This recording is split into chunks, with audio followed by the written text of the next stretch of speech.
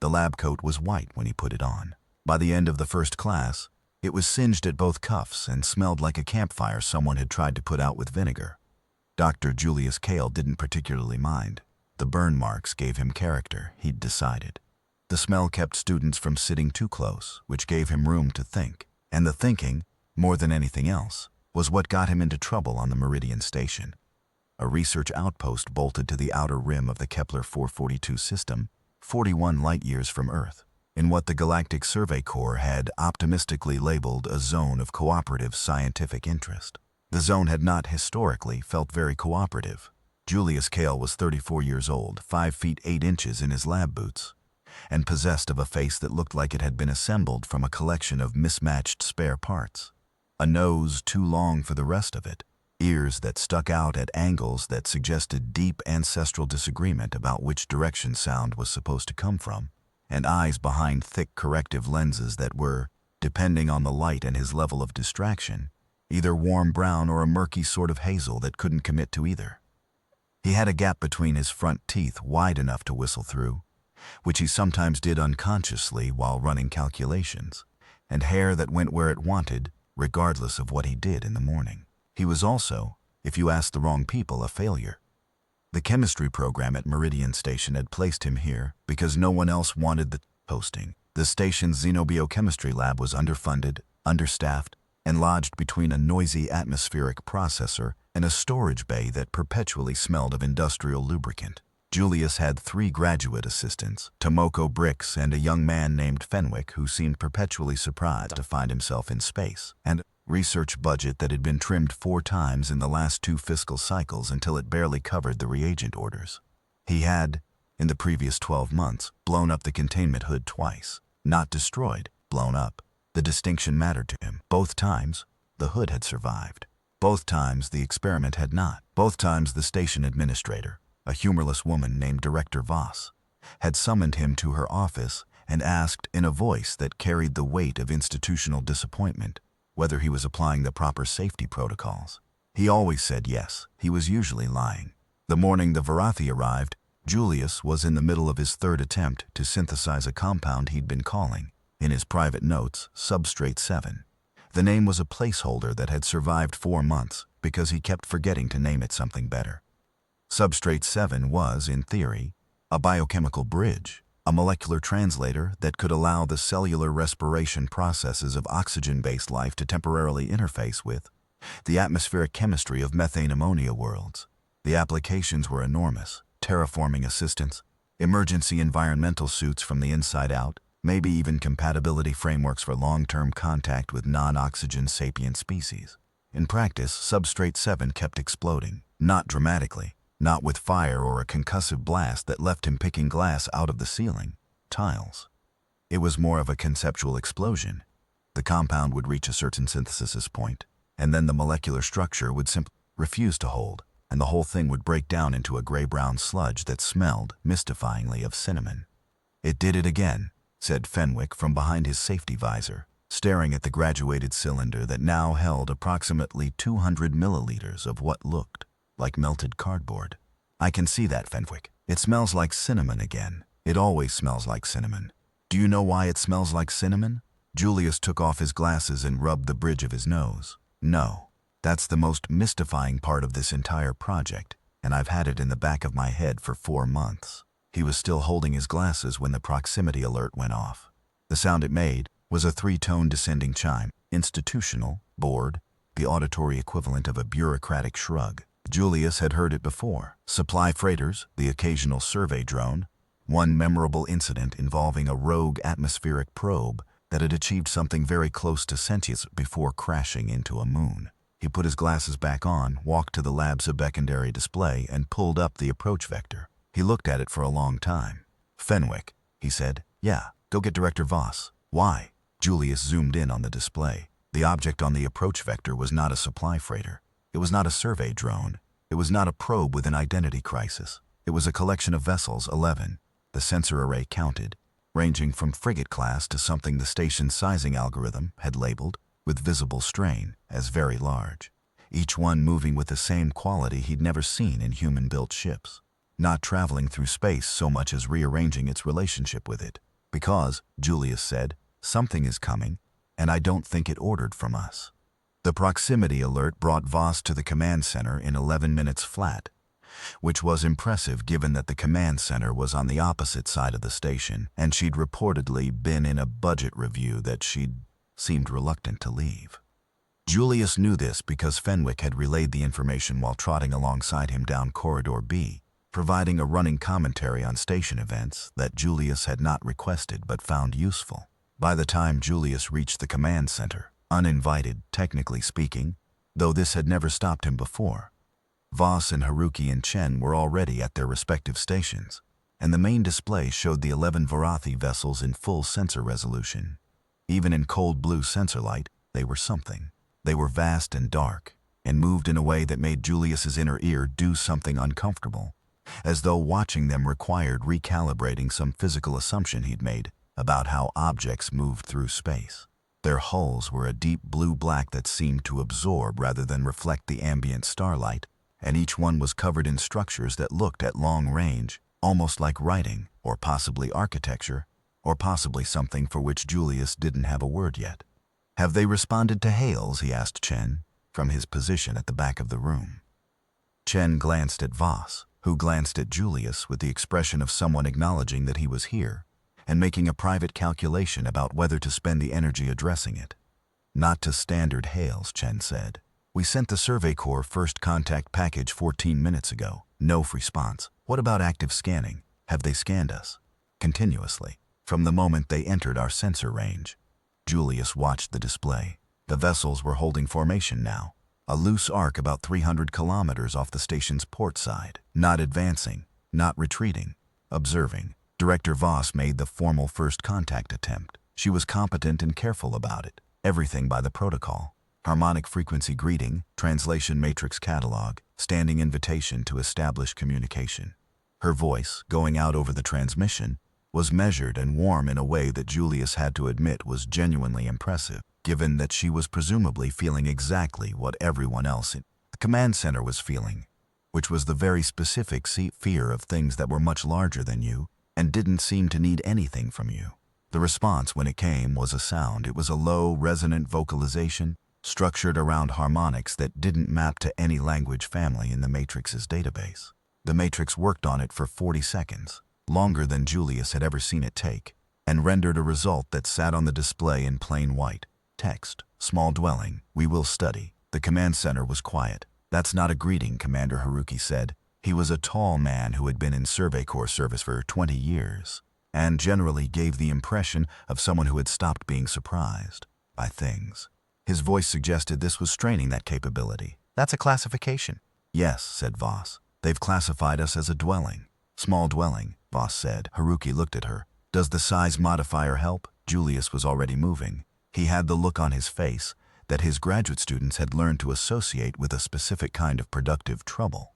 Not the absent, half-distracted expression of routine work, but the sharp, fast focus of a problem presenting itself before he'd had time to decide whether he wanted. "Can I use the communication console?" he asked. Everyone turned. "You're the xenobiochemist," Voss said. The words came out with a weight that wasn't quite dismissal and wasn't quite question. They were observational, taking stock. "I am. And in xenobiochemistry, when you encounter a system that's classifying you rather than communicating with you, the first thing you do is change your behavior enough to force it to reclassify. You make yourself too complex to fit in the box it's put you in." He was already at the console. He looked at Voss. "May I?" A beat of silence, the kind that meant yes. What Julius sent was not a greeting. It was not a diplomatic overture. It was a mathematical proof, specifically, Gödel's incompleteness theorem adapted for multidimensional logical systems, rendered in a symbolic notation that any species capable of interstellar travel must at some point have encountered or independently derived. He wasn't sending a message. He was sending a demonstration. He was saying, "The framework you are using to classify us is insufficient to contain what we are, not because we are superior, because the framework itself, any framework, is smaller than the space it tries to describe." It was, he would think later, the most honest thing he could have sent. It was also, he was aware in the moment, a considerable gamble. The response took 90 seconds. It was longer than the first two transmissions. The Matrix processed it for nearly 2 full minutes. running and rerunning the harmonic analysis, and when it rendered the result, the text that appeared on the display was different in quality from what had come before. More specific, more layered, as though something had shifted in whatever process the Varathi were using to communicate.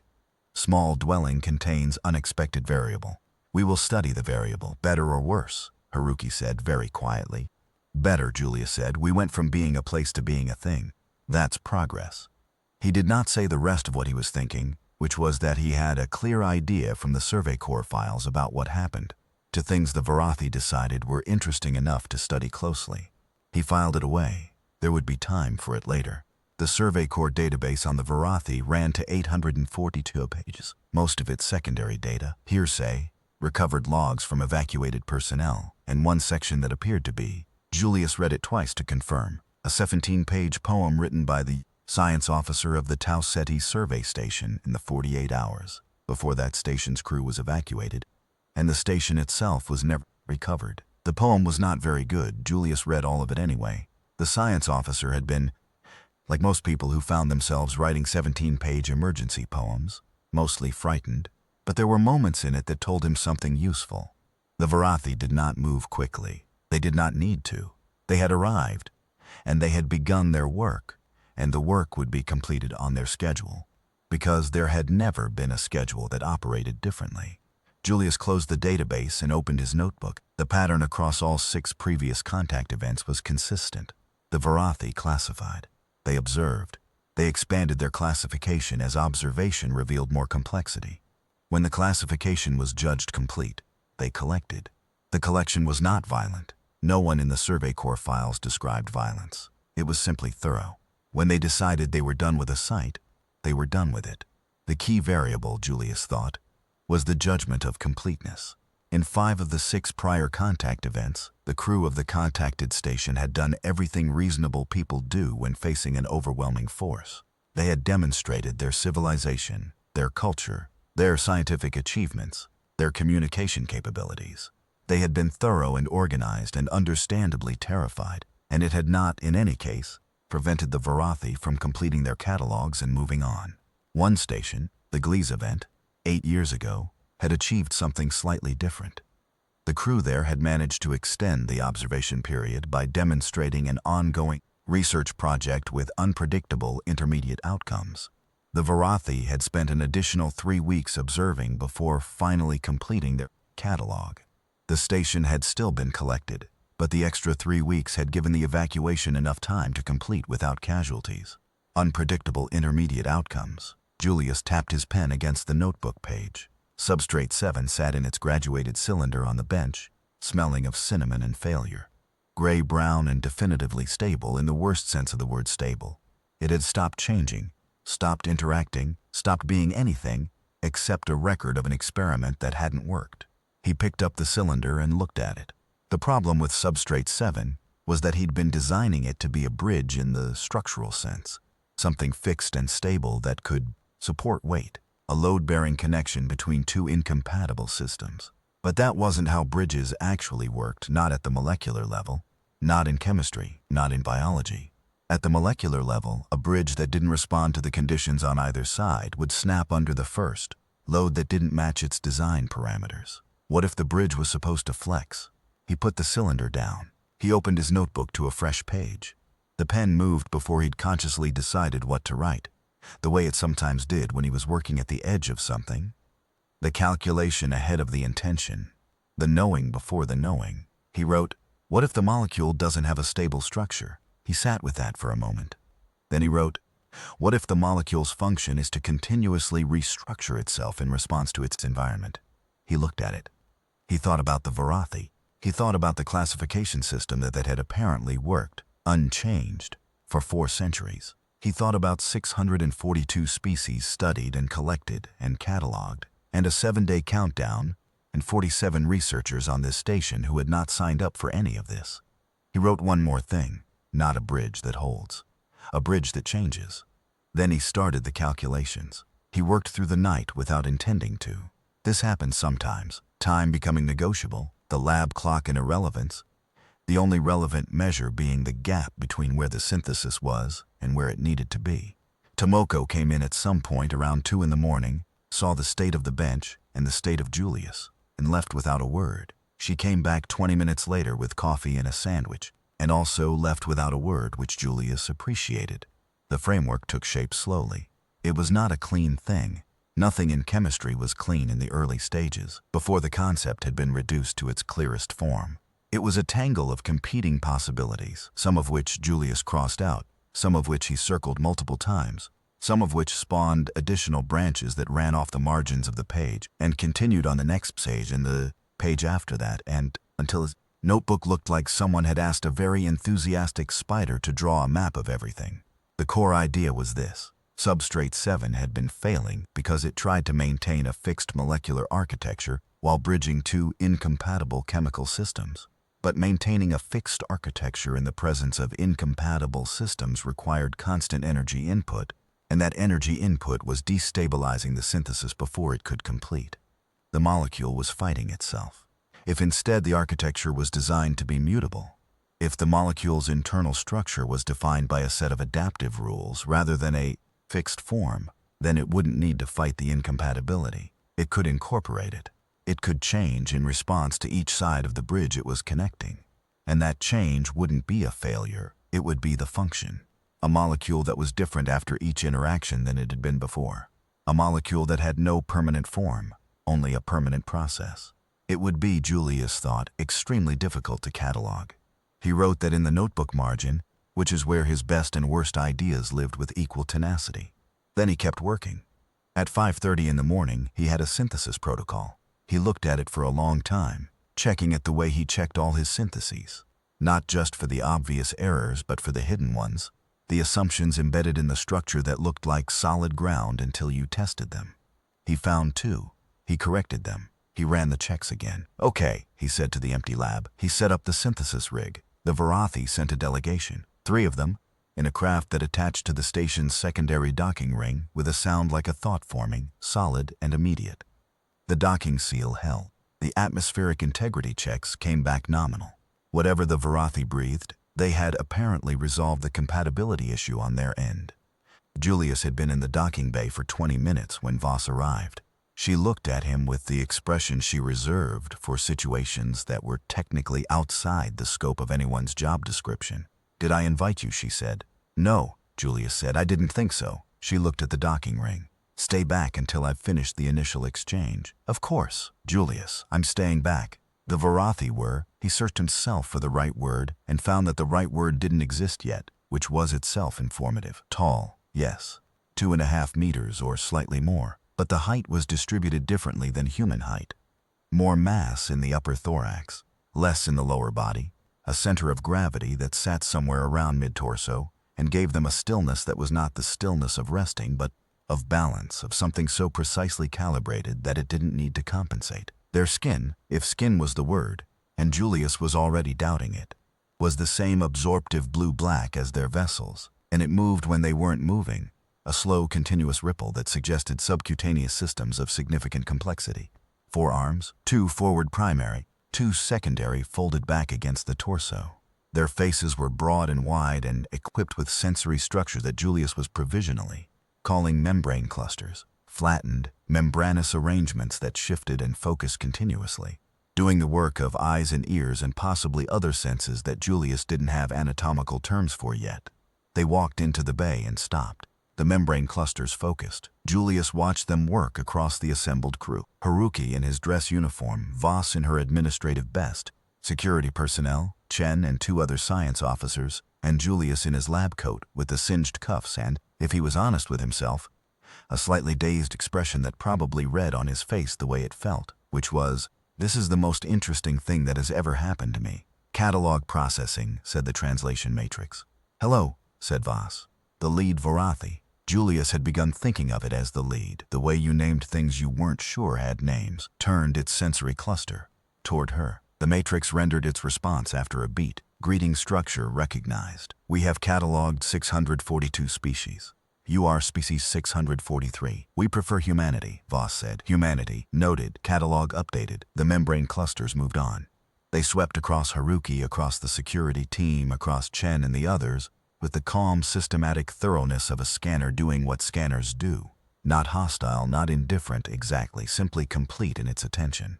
Julius tracked the lead's focus as it moved, watching the membranes adjust and refocus, watching the quality of attention shift as the lead processed each new data point. And then the membrane clusters reached Julius. They stopped. Not the brief pause of processing, a full stop. The lead's entire body changed quality slightly. A subtle shift in the angle of the secondary limbs, a change in the membrane oscillation frequency, something that Julius clocked as meaningful before he could say why. Anomalous specimen, said the Matrix. Julius didn't need to think about his response. I prefer Julius behind him. He heard Haruki make a quiet sound that was trying not to be a groan. Anomalous specimen designation Julius, the Matrix said. Specimen presents unexpected categorical complexity. I get that a lot, Julius said. He kept his voice light, casual, the tone he used with students who were nervous about an exam. The tone that said, this is hard, but hard is interesting, and interesting is fine. He stepped forward. You said we were an interesting variable. What makes us variable specifically? The lead regarded him. The membrane cycled through several configurations. Then, humanity presents internal contradictions. Catalog requires extended study. What kind of contradictions? A pause. The secondary Varathi exchanged something. Sounds below the Matrix's current resolution threshold. Movements Julius couldn't yet read. Then the lead. You are fragile, you build, you are short-lived, you accumulate, you are individually weak. You persist collectively in ways that defy projective modeling. Julius looked at them. He thought about the probe smelling of cinnamon. He thought about the 7 days. He thought about the Survey Corps files. How long do you need to complete your catalog? He asked. 7 of your orbital periods. Then the catalog will be complete. And then, said the Matrix with the flat affect of pure translation. The dwelling and its contents become part of the collection. Julius did not sleep that night. He sat at his bench with Substrate 7's failure data spread across 3 screens and a mug of coffee that went cold sometime around the 2nd hour, and he thought about what the lead had said. Fragile, builds, short-lived, accumulates, individually weak, persists. He'd heard versions of this from alien contact records before. The standard assessment of humanity from outside perspectives tended toward either dismissal, too small, too short-lived, too fragile, or confused admiration. They keep building things. Why do they keep building things? What was different about the Varathi's assessment was the last part. Persist collectively in ways that defy projective modeling. They had a model. It was probably very good. It had worked on 642 species without revision, and humanity was the first species in apparently quite a long time, possibly ever, that the model couldn't fully account for. That was the variable, not human strength or human intelligence or human culture. The fact that human behavior, in aggregate, was genuinely non-projectable from existing frameworks. Not random, patterned but not projectable, predictable in the short term and deeply strange in the long term, producing outcomes that no input model successfully anticipated. Julius thought about Substrate 7. He thought about the 4 months of failure. He thought about the pre-dawn calculation session and the framework he'd developed just before the contact event. Not finished, not tested, not synthesized, but built on the notebook pages with the kind of desperate clarity that came at the edge of sleep when the filters were down and the thoughts moved faster than caution. He pulled up the notebook. The synthesis protocol was there. The equations were there. The logic was coherent. He'd checked it in the morning, before the proximity alert, in the brief window of normal life that had existed before. The compound he'd designed was a molecule without a fixed structure defined by its process of adaptation rather than any stable form. He thought about what the lead would see if it tried to catalog that compound. Each scan would return different data. The molecule would be in the process of restructuring during every observation, producing results that were patterned but not repeating, complex but not random. A catalog entry that could not be completed because the subject refused to reach a final state.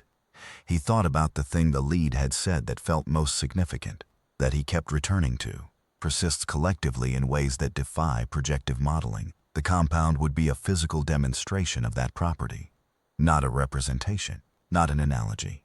A material object that embodied the same quality that made humanity categorically difficult, reduced to chemistry, to something the Varathi could scan and measure and still not finish cataloging. He started writing.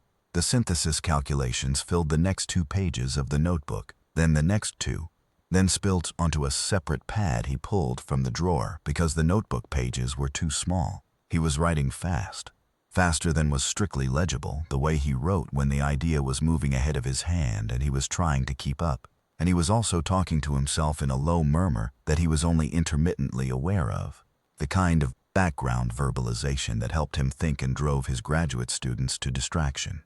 The framework built itself out. A dynamic refolding protocol. The molecular bonds weren't fixed but governed by a set of adaptive rules that would cause continuous restructuring in response to environmental stimuli. The molecule would sample its environment, process the chemical information, and reorganize its internal architecture accordingly, not randomly, according to a set of internal logic rules that were stable even as the structure was not. The stable thing would be the rules. The unstable thing would be everything else. He wrote that down. He checked the math. He checked it again. Around 4 in the morning, he sat back and looked at the screen and felt something he rarely allowed himself in the middle of uncertain work, which was confidence. Not the brittle confidence of someone who hadn't thought it through, but the specific, well-founded confidence of someone who had thought it through from every angle he could reach and found no fatal flaw. "Okay," he said. He made a fresh mug of coffee. He went back to the screen. He started organizing the synthesis procedure. "I need 4 days," he told Director Voss the next morning. "You have 7, she said. "I'm not talking about the Varathi timeline. I'm talking about the synthesis. The compound I've designed requires a staged synthesis approach. I can't accelerate it without risking degradation of the adaptive properties." Voss looked at him across her desk. Her hands were flat on the surface, which meant she was in the mode that was patience adjacent, but not identical to it. "The compound you've been working on for 4 months and haven't been able to successfully synthesize." "Yes, the one that keeps failing. The one that kept failing under the previous design parameters. The new design addresses the failure mechanism." Voss studied him. She had, he knew, reviewed his personnel file and his previous research record, and the containment hood incident reports and the budget overruns and the failed synthesis logs. She had a comprehensive picture of Dr. Julius Kale, xenobiochemist, and the picture included a substantial quantity of failure alongside the occasional result that the Survey Corps database had described, in one instance as unexpectedly significant. She was a competent administrator. She was also, Julius had come to believe, capable of recognizing when someone was describing a real thing versus when they were describing a hope they'd mistaken for a real thing. "Explain the compound," she said, "not the chemistry, the concept." He explained it. He took the notebook out of his pocket. He'd started carrying it the way other people carried phones, close and reflexively accessible, and he drew 2 diagrams on a spare sheet of paper while he talked. He explained the adaptive property, the dynamic refolding protocol, the difference between stability of structure and stability of function. He explained what he thought the Varathi's analysis instruments would see when they tried to catalog it. He explained what it had to do with the problem they were facing. When he was done, Voss was quiet for a moment. "You want to show them a molecule that can't be cataloged," she said. "I want to show them what we are," he said. "At the molecular level, in the most fundamental terms I know how to use. The thing they can't categorize isn't some abstraction. It's a physical property that I can synthesize and hand them and let them run whatever analysis they want on. And every analysis they run will produce a different result, patterned, not random, but always different, always in process. And you think that will convince them not to collect the station. I think it will give them a problem they can't solve by completing the catalog, which buys time. And time is what everything here runs on," Voss said, finishing the thought. She looked at his diagrams. 4 days, ideally. She looked at him for a moment longer. "You have 5, she said. "I'm giving you 1 day of margin because you always underestimate your reagent consumption." He did not argue with this. She was correct. They worked. The synthesis had 6 stages, each one building on the previous, each one requiring a waiting period during which the compound processed its current environment before the next reagent addition could proceed. Julius ran the first stage that same morning, the second stage that afternoon. The third stage, the critical one, the first test of whether the dynamic refolding protocol would activate rather than simply decompose, was scheduled for day 2. While the first stage ran, the Varathi studied. They were everywhere on the station, in the way that presence can be everywhere without being intrusive, always visible, always attentive, never in the way. Julius passed the lead in Corridor B on his way to the reagent stores on day one morning and nodded, the way you nod to someone you pass in a hallway, and the lead's membranes did a brief focused cycle that Julius had started to read, very tentatively, as acknowledgement. He'd begun keeping observational notes on the Varathi's behavior in the back of his notebook, the way he kept notes on any complex system he needed to understand faster than normal timelines allowed. The membrane oscillation frequencies seemed to correspond to attention states. Low and slow when processing broad environmental data, high and tight when focused on a specific specimen or problem. The secondary limbs had a resting configuration and an active configuration, the active one involving a slight forward extension that appeared in situations of elevated interest. The lead's secondary limbs had been in active configuration continuously since the mathematical proof. Julius found this encouraging. He also found it slightly unnerving, which he noted in the notebook with the same clinical neutrality he applied to everything else. On day 2, he ran the third synthesis stage. The lab was quiet, just Julius and Tomoko, who had elected herself his second on this synthesis, on the grounds that Brix was running the modeling simulations, and Fenwick was, in her words, a liability in high-stakes chemical situations. Julius had not argued. Fenwick, who had overheard this assessment, had also not argued, and had instead gone to make coffee, which was genuinely helpful. The third stage was the activation of the adaptive protocol. Julius added the catalytic compound slowly, watching the reactor array's output on the screen in real time, the molecular modeling algorithm trying to track the compound structure as it formed. The cinnamon smell, if it was going to appear, would appear now. The lab smelled like synthetic reagents and the faint industrial lubricant ghost from next door and nothing else. Julius watched the screen. The molecular model was changing, not breaking down, changing. The lattice structure was reorganizing, not collapsing into sludge but folding into new configurations as the adaptive rules engaged with the chemical environment in the reactor. Each fold was different from the last. The spectrometer readout alongside the model showed a continuous shift in the structural analysis. Julius, Tomoko said, I know, it's not. I know, it's actually. Okay, sorry. She watched the screen. After a moment, she said, very quietly, it's working. He let himself exhale slowly. Stage 4 tomorrow, he said, and we need a containment protocol for the final compound. It's going to be structurally active in ways the standard containment vessels aren't designed for. I need something that monitors the compound's state without interfering with the adaptive process. I'll design it tonight. Thank you. Julius. He was already making notes. Yeah, when was the last time you slept? He thought about it. Subjectively or objectively. That answer suggests you should sleep. After stage 4, he said. Stage 4 ran on day 3 and held. Stage 5 ran on day 4 and held. On day 5, 2 days before the Varathi's catalog deadline, Julius ran stage 6, and the compound that came out of the synthesis reactor was pale amber, translucent, with a slow internal movement that was visible to the naked eye, the molecular restructuring happening at a scale that the naked eye shouldn't have been able to perceive, but somehow did, the way you can sometimes sense a current in still water. He held the containment vessel up in the lab light. Fenwick, he said, run the spectrometer. Fenwick ran the spectrometer. He looked at the readout. He ran it again. It's different, he said. What's different? The reading is different from the first one. I ran it twice, and the readings are different. He ran it a third time. They're all different. Not random different. They're all clearly readings of the same compound. I can see the structural relationship, but different. Yes, Julius said. Why is that not a failure? Julius looked at the pale amber compound moving slowly against the walls of the containment vessel. He thought about 4 months of failure, of gray-brown sludge and the smell of cinnamon and Director Voss's hands flat on her desk. Because this time, he said, different is the point. He requested a formal meeting with the Varathi delegation through Voss.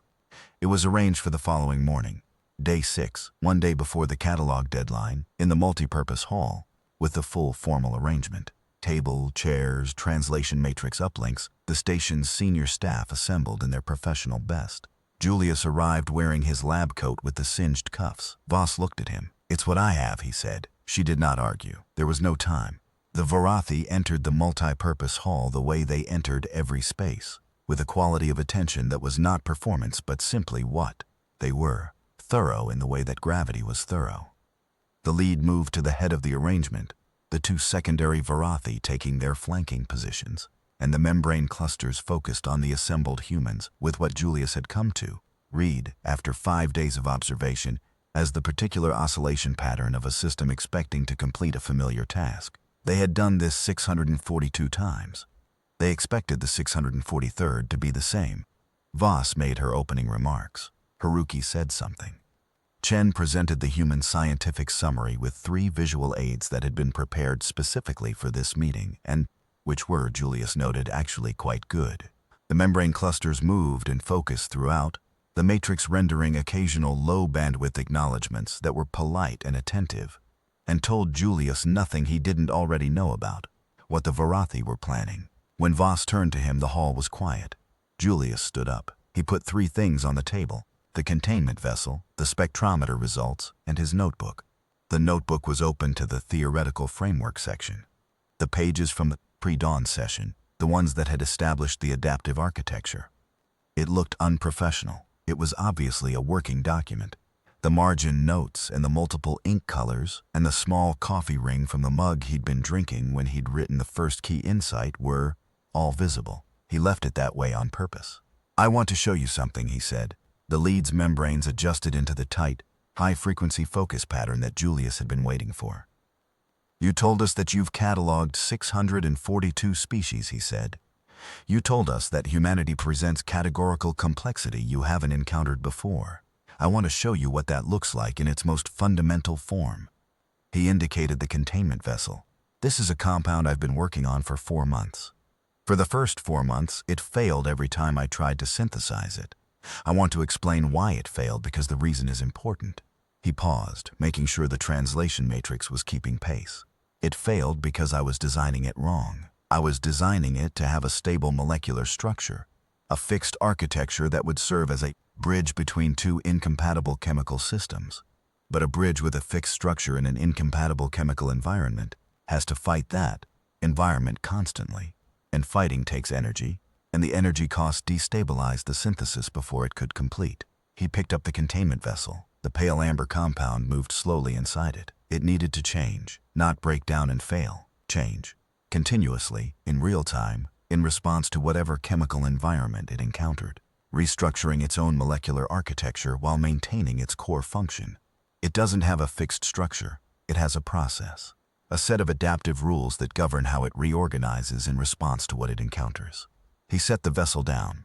"Every time you scan this compound, you will get a different structural reading, not random patterned, but always changing, always in process, always the same compound, performing the same function, never the same form twice." He looked directly at the lead. "I want you to run your catalog analysis on this compound." The lead was very still. "Why?" said the matrix. "Because I think it will do what I did when I sent you the mathematical proof. It will present a categorical problem your analysis system does not have an existing solution for." He picked up his notebook. "Not because it's more complex than what you've cataloged before. Because it's complex in a specific way, the same way humanity is complex in a specific way. A structure that can't be finalized because it never reaches a final state." The lead secondary limbs were in active configuration. The membrane oscillation was high frequency, tight, the pattern Julius associated with maximum attention. "You are claiming your compound will defeat our analysis. I'm claiming it will produce an incomplete catalog entry, which is different from defeat." He looked at the notebook for a moment. "You said we were fragile, short-lived, individually weak, all accurate. You also said we persist collectively in ways that defy projective modeling. That's the connection. We're not persistent despite being fragile. We learn to change faster than the things that were breaking us." He put the notebook down. "This compound is what that looks like at the molecular level. I didn't design it to be this way. I found it. It was here, in the chemistry, in the properties of adaptive molecular systems, waiting to be found. I just kept failing until I changed the question I was asking." He sat down. The hall was very quiet. "Analysis request granted," said the lead. "Provide the specimen." They took the compound away for 11 hours. Julius went back to the lab. He sat at his bench. He did not run any synthesis. His hands were not steady enough for precision chemistry, and he knew it. He sat with his notebook and a mug of coffee in the secondary display showing the Varathi vessels on the approach vector, and he waited. His graduate students rotated through the lab with invented purposes throughout the day. Topoko checked atmospheric processors. Bricks reviewed old simulation results. Fenwick appeared, at one point, with what appeared to be a batch of biscuits he had baked in the station's common kitchen, which was an activity Julius had not previously associated with Fenwick, and which suggested Fenwick had needed something to do with his hands. The biscuits were good. Julius ate too. He noted this in the margin of his notebook because noting things was how he stayed calm. Commander Haruki came at hour 7. He sat down across from Julius without asking and looked at him for a moment. "What are the odds, actually?" he said. "The compound is real," Julius said. "The adaptive property is real. The question is whether a genuine physical demonstration of categorical incompleteness is enough to make a species that's been running the same catalog protocol for 4 centuries revise the protocol. In your experience, are species generally willing to revise protocols that have worked for 4 centuries? Julius thought about Director Voss's hands flat on her desk. He thought about the Survey Corps protocol for reagent orders. He thought about the way the university system at home had responded a decade ago, when he'd proposed a xenobiochemistry graduate program. "Not generally," he said. "But the Varathi have been encountering us for 5 days, and they've already revised their communication approach twice. They're not inflexible. They have a very good system, and good systems are easy to mistake for complete ones." Haruki was quiet. "Then, for what it's worth, I'm glad you were here, Julius. I blow up containment hoods. Twice. And you made the breakthrough that might actually get us through this." He paused. "That's not nothing."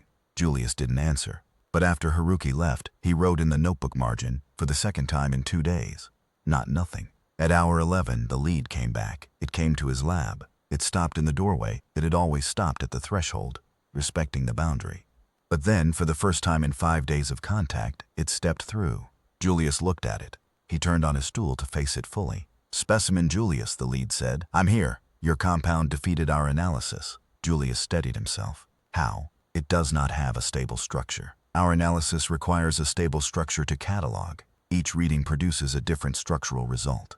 Not random, patterned, as you indicated. But the pattern is defined by the interaction between the compound and our instruments. When we scan it, it responds to being scanned. When we change the scanning protocol, it responds to the change. It incorporates our analysis into its own restructuring." "Yes," Julius said. "The compound does not have a state. It has a process." "That's exactly right. The catalog entry for your compound is incomplete. After 11 hours of analysis, the entry is more incomplete than when we began. Each analysis result produces more questions than the previous one answered." Julius waited. "We have cataloged 642 species," the lead said. "The catalog entry for each of them was complete within the standard observation period. The catalog entry for your compound is not approaching completion. It is moving away from completion," Julius said very carefully. "Did you catalog it anyway?" The membrane clusters cycled slowly. "The entry is incomplete. Completing it would require a new category. Creating a new category requires revising the cataloging framework. We have not revised the framework in approximately 400 of your years." Julius let that sit. 400 years, 642 species. A framework so complete and so successful that it hadn't needed revision in 4 centuries, and therefore had not been revised, because why revise what worked? "The compound isn't unique to my lab," Julius said. "The adaptive property, the process rather than state architecture, that's not something I invented. It exists in biological systems across the known catalog, in varying degrees. Every species that survived long enough to build something found it, or developed it, or stumbled into it by accident. It's the property that allows systems to respond to environments that weren't anticipated in the original design, including being studied." He looked at the lead. "The Varathi catalog system is based on an assumption that the subject of cataloging is separate from the cataloging process, that the act of observation doesn't change the observed. For most subjects, that's accurate enough that the assumption holds." He paused. "But for adaptive systems, for things that incorporate their environment into their own structure, including the environment of being observed, the assumption breaks. The more you study an adaptive system, the more it becomes specifically a version of itself that has been studied. That's not a flaw. That's what the system does." The lead was very still, stiller than Julius had seen it in 5 days, stiller than it had been in the docking bay, stiller than it had been at any of its previous observations of the station. "You are suggesting," said the lead, "that completing the catalog of humanity is not possible." I'm suggesting that the catalog might need a category it doesn't currently have, for things that change in response to being studied. Things whose catalog entry is never complete because the subject of the entry is still, actively, perpetually in process. He waited. The lead was quiet for 38 seconds, Julius counted. Then, we will consult. Take your time, Julius said. The consultation took 3 days. Julius used them. He finished writing up the Substrate 7 research. The real version, the one that would go into the Survey Corps database, with the full synthesis protocol and the theoretical framework and the spectrometer data. He wrote it in the careful, measured prose of formal academic research, not because he expected anyone to read it immediately, but because the discipline of writing it clearly helped him understand it fully. This was a thing he'd learned in graduate school. You don't actually know what you know until you have to explain it to someone who isn't you. He also, in the evenings, taught. Not formally. Meridian Station didn't have an educational mission, strictly speaking, and Director Voss would probably have raised an objection if she'd known he was holding informal seminar sessions in the common room with whoever showed up, which turned out to be approximately half the station crew over the 3-day period. He talked about xenobiochemistry, about the adaptive architecture, about what the compound did and why. He talked about the history of first contact science and the pattern that ran through it, the species that had been studied and collected, and the ones that hadn't, and what the differences between them might mean. He talked about what the Varathi had said persists collectively in ways that defy projective modeling. He told them he thought that was one of the more accurate descriptions of humanity he'd ever encountered. The security officer, a quiet woman named Okafor who Julius had only spoken to twice in his time on the station, came to the last session and sat in the back and didn't say anything during the discussion. Afterward, she lingered while the others filed out and said, without preamble, "The compound you made, can it be used for anything? Or is it just the demonstration? It was designed as a biochemical bridge," Julius said. "The adaptive property that makes it hard to catalog also makes it potentially very useful for long-term compatibility applications between oxygen-based and non-oxygen-based biological systems. The hard part was always the stability, the bridge collapsing when conditions changed. If the bridge changes instead, the problem is different." Okafor looked at him for a moment. "You figured out how to make a bridge that doesn't break by teaching it to bend." "That's a better explanation than mine," Julius said. She nodded once, like she was filing the information, and left. On the morning of the 3rd consultation day, Julius was in the lab running secondary stability tests on the compound, not because the results would change anything, but because he wanted to understand the adaptive rules more precisely, wanted to be able to characterize the pattern in the variation that the lead had noted. When the lead came to his doorway, the membrane clusters were doing the low-slow pattern Julius had started to associate with a thought being finalized. He turned on his stool. "Good morning," he said. "Spec Julius," said the lead. "We have reached a determination. Okay. Your compound has been added to the catalog." The matrix paused slightly over the next part, as though finding words for something that didn't have precedent in the corpus it had been built from. "In a new category. The category is specimens that resist final classification." Julius kept his voice even. "And the station? We have reclassified Meridian Station, not as a dwelling to be collected." "As what?" The membrane cycled in the pattern Julius had started to associate, tentatively and still with the reservation appropriate to cross-species reading, with something like satisfaction. "As an active research site. Active research sites are ongoing. Their catalog entry cannot be completed until the research is complete." "When is the research complete?"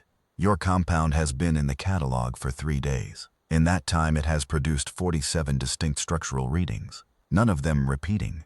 We estimate the research will be complete when the compound reaches a stable state." Julius looked at the graduated cylinder on the bench. The pale amber compound moved slowly against the glass, endlessly refolding, endlessly processing. "It doesn't reach a stable state," he said. "That's the whole point." The lead's membrane clusters cycled through the pattern Julius had been waiting to see. The pattern he'd tentatively, cautiously, with all the cross-species reservation that good scientific practice required, begun to read as something in the vicinity of acknowledgement. "Exactly," said the matrix. "They left the following morning. Not taking things, not finalizing catalogs, not reclassifying contents. They left the way a research team leaves a field site they intend to return to, methodically, leaving instruments and sensors and communication protocols, making arrangements for ongoing contact. The docking umbilical disengaged cleanly. The craft moved away from the station with that quality of Varathi movement that Julius had been watching all week and still couldn't fully describe. The lead was last to leave. It stopped in the docking bay doorway, the threshold, always the threshold.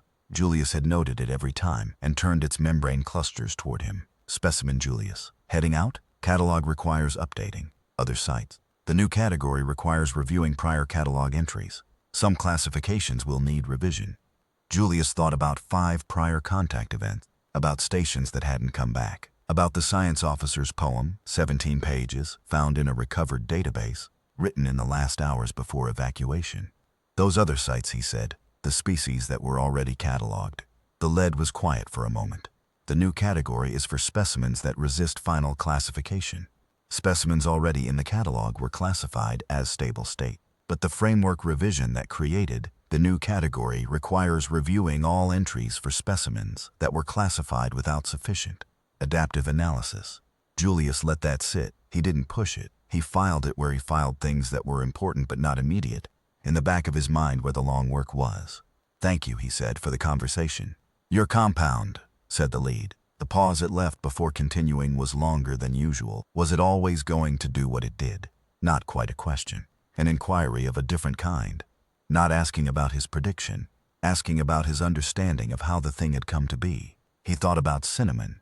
He thought about 4 months of failure. He thought about a pre-dawn notebook session and the equations that had come faster than his hand, and the single thought that had changed the synthesis from impossible to possible. Not a bridge that holds, a bridge that changes. No, he said, I was trying to build something stable. The compound figured out how to be stable in a completely different way, by never being fixed. I found it. I didn't make it. He looked at the lead. The chemistry was always there. I just kept failing until I changed the question. The membrane clusters went still. That, said the lead, is perhaps the most significant thing you have told us. It turned. It crossed the threshold. The hatch sealed. The craft moved away, and then the fleet moved away. And then the display in the command center showed clear space where 11 Varathi vessels had held formation for 7 days, and the command center was very quiet, and then it was very loud. And then Director Voss turned to Julius, standing in the back in his singed lab coat, and said in her flat administrative voice, well, Julius agreed. You'll have your budget increase in the morning. He nodded. Then he went back to the lab. 3 months later, Julius submitted the Substrate 7 research to the Survey Corps database. The paper was titled Dynamic Refolding Protocol for Cross-Atmospheric Biochemical Bridge Compounds, a Framework for Adaptive Molecular Architecture. It was 47 pages, including appendices, and it was written in the careful, restrained prose of formal academic research, and the abstract concluded with a line that his peer reviewers flagged as insufficiently rigorous, and which Julius declined to revise. The most significant property of this compound is that its study does not produce a final result. This is not a failure of analysis. This is a description of its nature. The research was published and it circulated through the Survey Corps database, and it reached the xenobiochemistry programs at 5 universities, and it reached, through channels that Julius had not anticipated and could not have designed, the hands of the science team at the Gliese Contact Archive, who had been trying to understand for 8 years why the compound readings from the recovered instruments in that station showed the same pattern Julius had documented in his spectrometer results. The lead researcher at the Gliese Archive sent him a message. It was long and detailed and contained 14 specific questions about the synthesis protocol. Julius answered all 14 questions, took a day to think, and then sent back a question of his own. The reply came 6 days later. It said in part, I think you're right. I think the compound we found in the Gliese data is the same class of molecular system. I think the species there were working on the same problem. I think they got somewhere. Julius read this 3 times. Then he wrote in his notebook, the question wasn't unique to us. It was waiting for anyone who kept asking it. He kept asking. 6 months after the departure of the Varathi fleet, a Survey Corps response vessel arrived at Meridian Station carrying 2 xenobiology researchers who had been assigned to study Substrate 7, its applications in contact protocol frameworks. They had read the research, they had questions. Julius answered the questions with the careful patience of someone who had learned, through extended experience, that the compound was very good at generating new questions faster than anyone could answer the old ones. The researchers stayed 8 weeks. By the end of those 8 weeks, one of them had started her own branch of research into adaptive biological architectures and had submitted a preliminary theoretical paper that would eventually, 3 years later, become the foundational text for a new field that was still in the process of finding its name.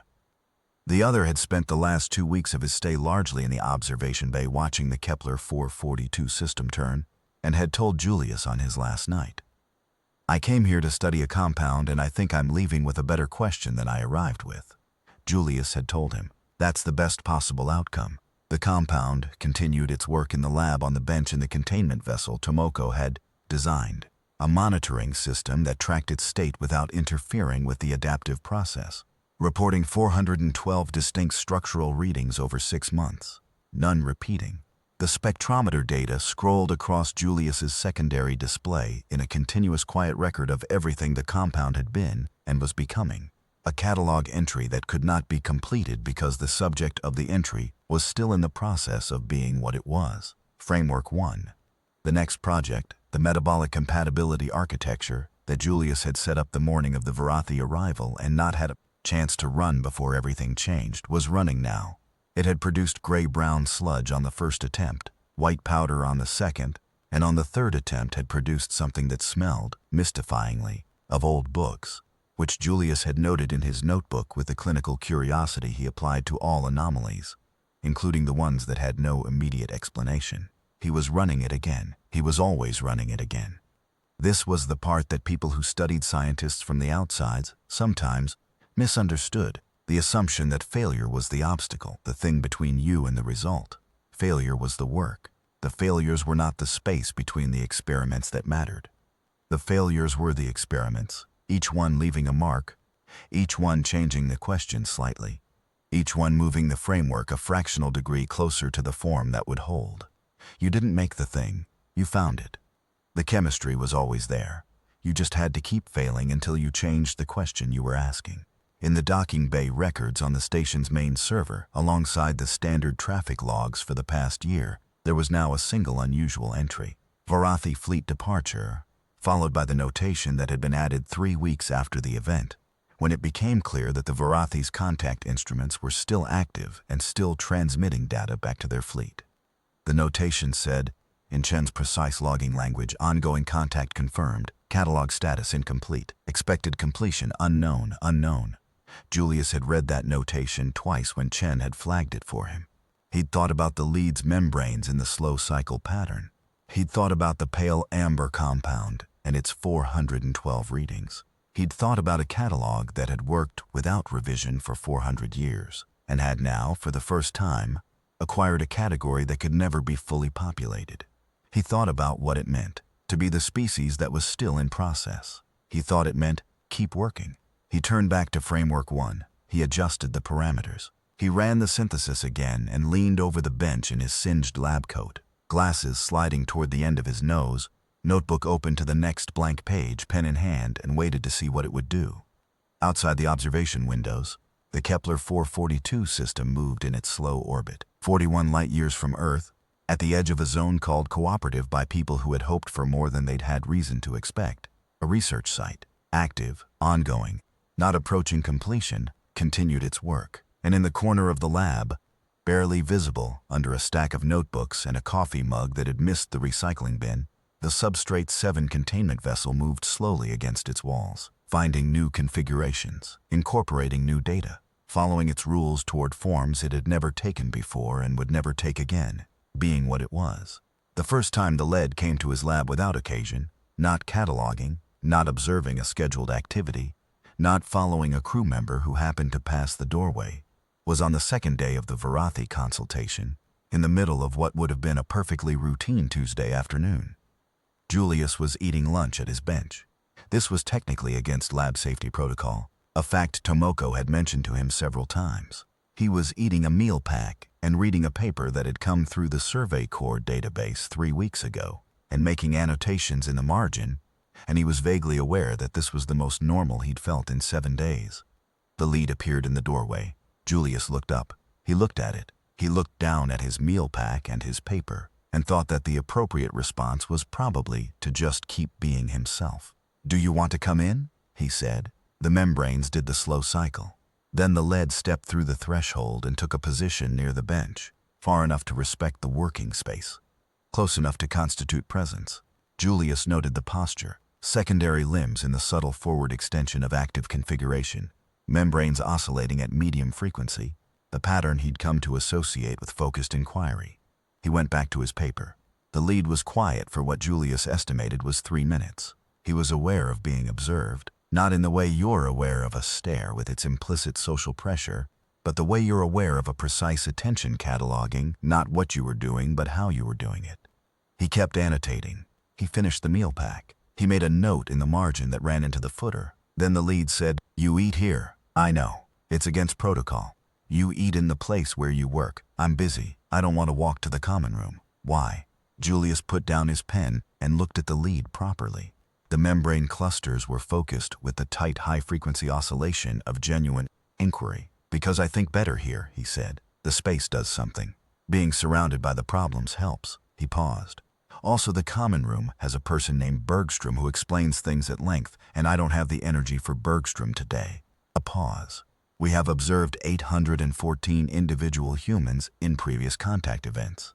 This is the first time a specimen has explained its spatial preferences in terms of cognitive environment.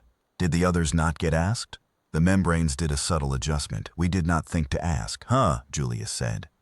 He picked up his pen and looked at the paper and felt the particular pull of curiosity that had been getting him into trouble his entire career. "Can I ask you something?" "You may." "What does the catalog look like from inside? When you complete a catalog entry for a species, what does the entry actually contain?" The membranes went fully still. Not the medium oscillation of processing, not the slow cycle of attention, but genuine stillness, the kind that preceded very considered answers. "The entry contains biological parameters, cognitive architecture, behavioral modeling data, cultural productions, the predictive framework, the projection system that models the species' future development from current data."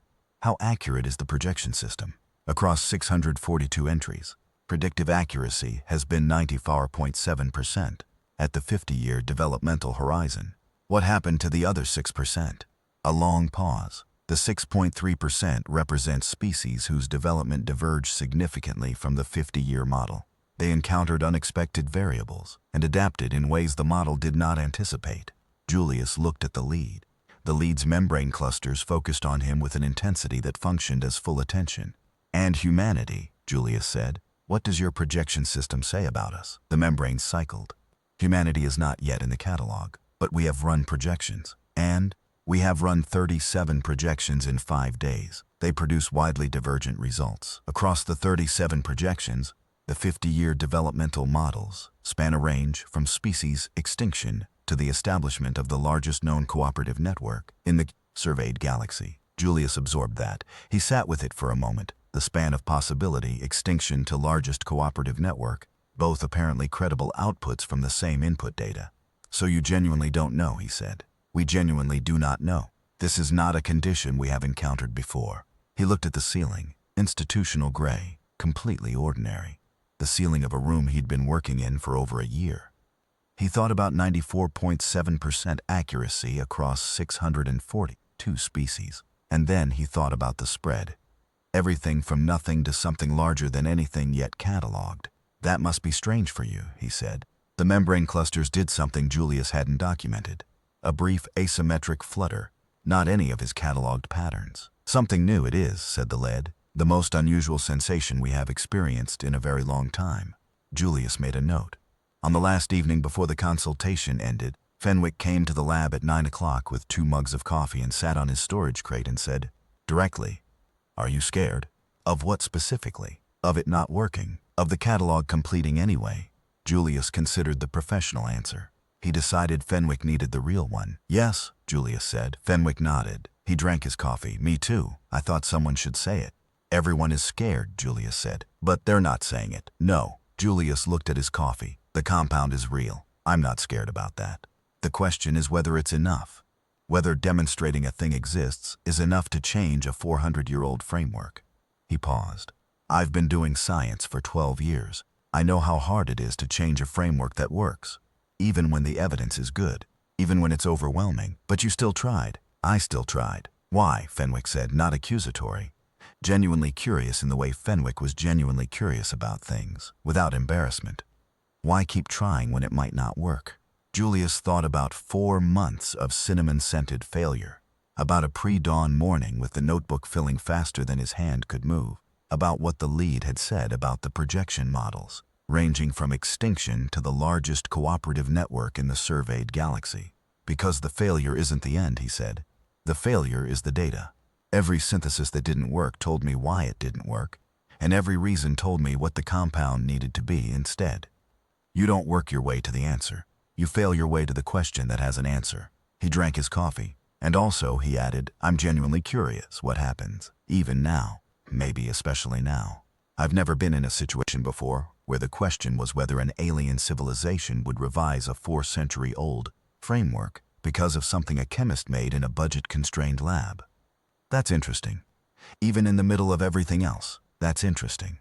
Fenwick stared at him for a moment. Then he started laughing, quiet and helpless. Only you, he said. Julius smiled. The gap between his front teeth made it an unusual smile, but it was genuine. Go to sleep, Fenwick. I'm not going to sleep. Neither am I. But we can say we were going to. The station after the fleet left was quiet in the way places are quiet after something very large has been there and gone. Not ordinary quiet, but a charged, altered quiet, like a room after an argument that ended well. People moved through the corridors more slowly. They ate together in the common room, which was unusual for Meridian Station, where meal schedules were treated as personal. Even Bergstrom's explanations had a quality more wondering than irritating. Voss sent the budget increase request through the system 3 days after the departure. She also sent a secondary report, filed simultaneously to the Survey Corps Administrative Office and the Xenobiology Research Division. That was unusual for a station administrator's report in that it included a 3-page section titled Scientific Process Under Extreme Constraint, a case study which described Julius's synthesis timeline and the adaptive architecture breakthrough in Voss's crisp administrative prose, noting that the work done in 5 days of deadline pressure had produced a result that 4 months of standard research had not, and that the difference appeared to be the quality of the question being asked rather than the quantity of resources available. Julius read the report when Voss sent him a copy. He read the 3-page section twice. He wrote in his notebook, in the margin, the question before the question. He kept the report filed beside the Gleasy archive researcher's message and the copy of the paper with the flagged abstract. He kept them under a coffee mug, not displayed, not framed, simply there, the way you keep things that remind you what you're doing when you forget. He did not often forget, but it was useful sometimes to look at them. The Varathi sensors, still active on the station's outer hull, transmitted their readings on a regular schedule. The data they sent back was, as near as Julius could determine from the receiving records, continuous catalog analysis of the compound in the lab, 47 readings in the first 3 days, 412 in 6 months, each one different, each one producing more structural complexity than the one before. He thought sometimes about whatever Varathi analyst was reviewing the data, watching an entry that moved steadily away from completion, a data point that refused to reach its final state, an entry that would not be completed, a catalog that now had a category for things that couldn't be finalized, one compound in one lab on one station. But the category revision, that was a change to the framework itself. The system that had contained and classified the universe, as far as the Varathi were concerned, for 400 years, had encountered something it couldn't fit, and instead of forcing the fit, it had expanded. Julius found that genuinely moving, in the way that scientific things occasionally were, not the sentiment you attach to the result, but the thing the result demonstrated about what was possible. The framework had changed. A framework believed to be complete had turned out not to be. The 6.3% had grown. He didn't know what would come next. He had the 37 projection models, ranging from extinction to cooperative network. He knew the spread itself was the most accurate description the Varathi had produced. Genuinely unpredictable, genuinely in process. He thought that was probably right.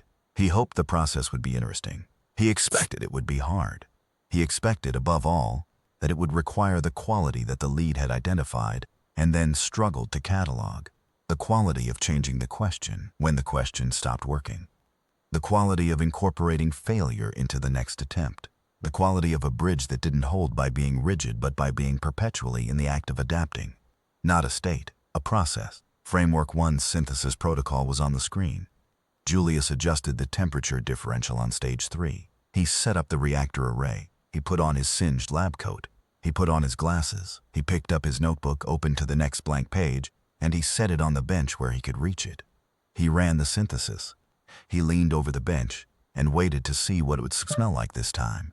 And whatever it smelled like, he was already thinking about what the smell meant, and what the meaning meant, and what the question was that had an answer somewhere in this particular failure. The work continued. That was the whole story, and also it was nowhere near the end of it. There was a ritual Julius had developed sometime in his second month on Meridian Station that he had never mentioned to anyone because it sounded strange.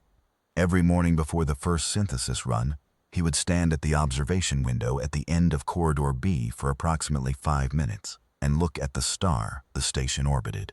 Not for inspiration, not for perspective in the cosmic humility sense that people sometimes recommended as treatment for professional despair. He had tried that once as a graduate student after his third failed thesis chapter and had come away mostly thinking about the scale of stellar hydrogen fusion, which was interesting but not therapeutic. He did it because the star looked different every morning. Depending on the atmospheric processing cycle and the angle of the station's orbit and the quality of light through the observation glass, Kepler 442 appeared in slightly different configurations each day. Slightly warmer, slightly cooler, the plasma surface in different states of activity. He had been watching it for 14 months, and he did not think he had seen it the same way. Twice. This was not scientifically rigorous. The star was not actually different each morning in any meaningful sense. But the looking was different. He was different. The accumulation of mornings created a record in him that he could not have produced by looking once and extrapolating. After the Varathi departure, he stood at the window for 10 minutes instead of 5. Tomoko found him there and stood beside him in silence for a moment. She had a quality Julius valued in a graduate assistant, which was the quality of knowing when to be next to someone and when not to be, and of reading the difference correctly more often than not. "Are we writing it up yet?" she said. "I started last night. The full synthesis protocol, and the theoretical framework, and the spectrometer data, and the contact event." He looked at the star. "It all goes in. The part where it failed for 4 months. The part where I thought it had failed again and then it had not. All of it." Tomoko was quiet. "The failure record too?" "Especially the failure record. The failure record is the most useful part. Someone else will pick this up, and they need to know what does not work before they can figure out what might. Hiding the failures does not make you look better. It just makes the next person start from further back." Tomoko wrote something in her notebook as they walked back toward the lab. Julius, who had excellent peripheral vision when his glasses were on, saw that it was a verbatim transcription. He did not comment on it. He was pleased. Brix submitted his resignation from the Meridian Station research program 8 months after the Varathi departure. Not with displeasure, with a postdoc offer from the xenobiology faculty at Callisto University, which had developed an accelerated interest in adaptive molecular architecture research in the months since the contact event. The postdoc was running a 5-person team specifically on the dynamic refolding protocol and its potential applications in atmospheric interface engineering. Julius wrote Brix a reference letter that was 2 pages long, which was longer than he usually wrote, and included the honest assessment that Brix was the best simulation modeler he had worked with in the specific domain of adaptive systems. He told Brix at his going-away gathering in the common room that the postdoc work would probably go somewhere interesting and that Brix should tell him when it did. Brix said he would. He did 18 months later, in a message containing a preliminary result that Julius read 3 times and then added to the file under the coffee mug. Tomoko stayed. She would complete her doctorate at Meridian Station, the first doctorate awarded at the station in 5 years. Her thesis was on the categorization of adaptive biological systems in the context of interspecies contact protocols, which was a precise description of what they had been doing, translated into academic language by someone who had been in the lab for all of it. Fenwick stayed and became, gradually and somewhat to his own visible surprise, a reasonably good chemist. Not a great one, but careful and consistent and reliable in the way that good machinery was reliable. And that had its own value. He continued to make coffee and to ask questions that were sometimes very good and sometimes simply Fenwick. And Julius found, with retrospective surprise, that both kinds had been more useful than he had realized at the time. Commander Haruki was reassigned to a station in the Tau Ceti corridor. Tau Ceti had been one of the prior Varathi contact sites. Whether Haruki had requested the posting or been assigned it, Julius did not know. He thought it was probably the right choice. Haruki was the kind of person who moved toward the complicated things. Director Voss remained, as she had remained, as she seemed likely to continue to remain. Julius appreciated her more after the contact event than he had before it. Not because she had done anything different, because he understood better what it took to be the person who held the institutional structure together, while the scientists inside it were doing the work that might bring that structure down. He told her this once, directly. She looked at him with the expression she reserved for situations outside her standard protocol range and said, "Thank you, Julius." He nodded. He went back to the lab. The Survey Corps sent a formal contact team to Meridian Station 11 months after the Varathi departure. 7 researchers, a diplomatic liaison, a communications specialist, and a vice director named Adiola Park, who had the particular quality of very senior administrators, who had seen a great deal and had stopped being surprised while remaining genuinely curious. Park visited Julius's lab on her first full day on the station. She stood in the doorway, respecting the threshold. She looked at the bench and the compound in its containment vessel, and the notebooks and the singed lab coat hanging by the door. "You're the one who talked them out of it," she said. "I made a compound they couldn't catalog," Julius said. "That's a little different. Not from where I'm sitting." She came in without waiting for an invitation. She looked at the compound. "Can I try?" He handed her the spectrometer. She ran it. She looked at the result. She ran it again, frowned slightly, ran it a third time, and looked up. "Every time it's different," she said. "Yes, and it's been doing that for almost a year. 467 structural readings so far. The Varathi sensors logged 411 of them. We logged the others during periods when their transmission window was closed." Park looked at the compound for a long time. Then she said, "Do you understand what you've done here?" Julius put his glasses on. He picked up his pen. He thought about 643 species and 1 new category and a 37 projection model with a spread, from extinction to the largest cooperative network in the surveyed galaxy. "I understand what the compound did," he said. "The rest of it is still in process." Park looked at him for a moment with the expression of someone who had expected that answer and found it both satisfying and insufficient. "That's going in my report," she said. "I know. It's an accurate summary." She left. Julius turned back to the bench. Framework 1 was in its 14th synthesis attempt, and the 14th attempt had produced, unexpectedly, not sludge but a pale yellow solid that smelled of nothing at all. No cinnamon, no old books, simply nothing. The first synthesis in the Framework 1 series without an olfactory anomaly. He ran the spectrometer on the pale yellow solid. He looked at the result. He looked at it again. He reached for his notebook. "Tomoko," he said. "Yeah, come look at this." She came and looked. She read the spectrometer output. She read it again. She sat down on the storage crate. "Is that what I think it is?" she said. "I think so." He ran the spectrometer a third time. The result was the same as the first 2. Not changing, not adaptive, genuinely stable. It is a different compound from Substrate 7, completely different architecture. But the metabolic compatibility bridging function is there, and it is stable. Stable? Stable. He looked across the bench at the Substrate 7 containment vessel, still moving, still refolding, still generating its catalog of never-repeating structures. 2 different solutions to the same problem. One that works by adapting, one that works by being genuinely compatible in the first place. Tomoko was quiet. "Are those the only 2 kinds?" Julius thought about it. "No," he said. "Those are the first 2.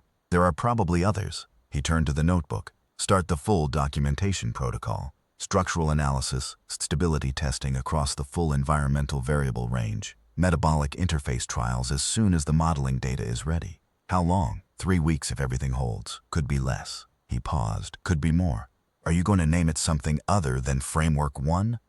Julius looked at the pale yellow solid in its specimen dish. He thought about it. "I'll think of something," he said. He always said that. He almost never did. The names were always placeholders, always adequate for the duration of the work, always abandoned when the work became something real. and the name no longer fit what it had turned out to be. He was already too far into the next calculation to worry about names. The work continued. The substrate 7 compound in its containment vessel moved. The spectrometer recorded reading 468. Somewhere in the Kepler 442 system, or further out, something in a catalog waited to be completed, and the waiting was itself the answer. Julius Kale, xenobiochemist, in his singed lab coat with his glasses sliding down his nose and his notebook open to the next blank page, turned to the next problem that did not yet know he was coming for it. That was the point. That was always the point. The problem did not know. He did not yet know either. That space between the not knowing and the finding out, that was where the work lived.